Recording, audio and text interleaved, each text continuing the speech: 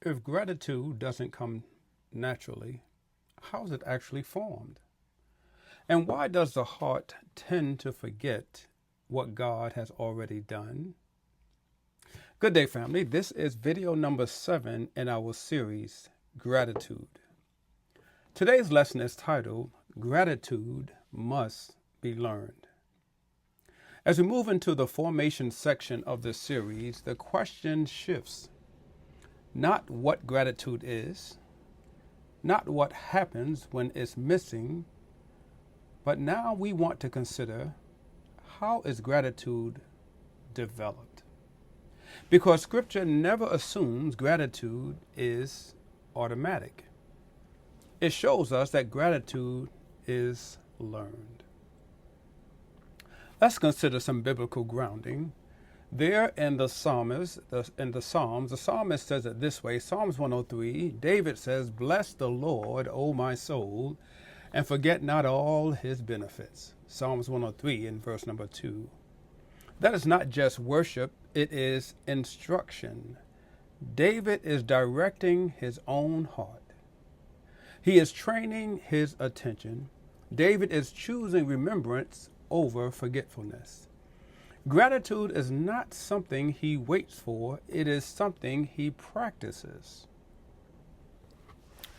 At times, for you and I, this can be complicated. And I'll tell you why. The heart naturally drifts towards what is immediate. We notice what is lacking. We focus on what is unresolved. We forget what has already been sustained. That is why God repeatedly warned Israel not to forget him when they enter seasons of provisions. Deuteronomy 6 verses 10 through 12. Forgetfulness is not accidental, it is unguarded. Here's a core truth for today's lesson. Gratitude must be learned because the heart does not naturally drift towards thankfulness. It drifts towards forgetfulness. Formation requires intention.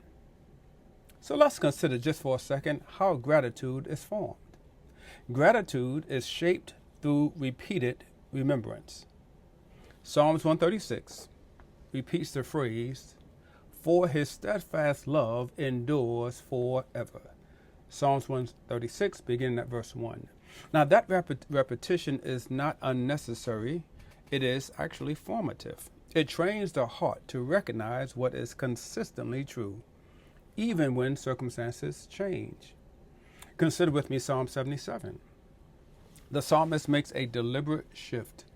"I will remember the deeds of the Lord." Psalm 77 and verse 11.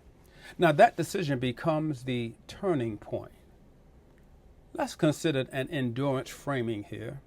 Gratitude that is learned becomes gratitude that endures. When seasons are long and answers are delayed, a trained heart does not collapse, it remembers. Lamentations remind us the steadfast love of the Lord never ceases.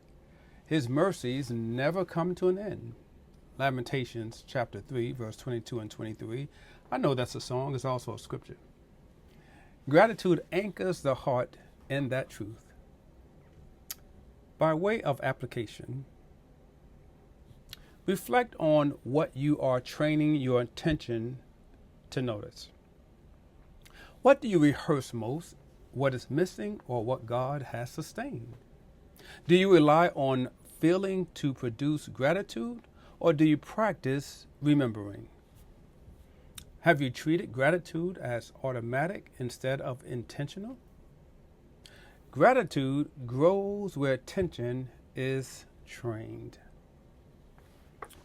And that is one of the reasons that I have spent some time writing books, particularly leaning into devotional writing, because formation happens through repetition, reflection, and returning to truth consistently.